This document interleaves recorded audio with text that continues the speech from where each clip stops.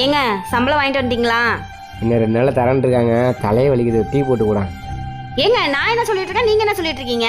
வீட்டு வாடகை கட்டணுங்க, current bill நாளைக்கு தான் லாஸ்ட் தேதி, பிள்ளைங்களுக்கு ஸ்கூல் ஃபீஸ் கட்டணும், வீட்டுல மளிகை ஜாமான் எதுவுமே இல்ல, பால் பாக்கி கட்டணும். என்ன நினைச்சிட்டு இருக்கீங்க? எப்படியாவது இன்னும் 2 நாள் வாங்கிட்டு வந்து கொடுத்துட்றேன். குடிக்கிறது கொஞ்சம் தண்ணியாவது கூட.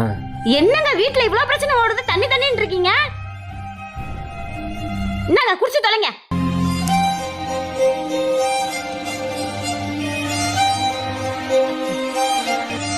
இருந்தா இந்தா சம்பளம் வாங்கிட்டு வந்துட்டேன்.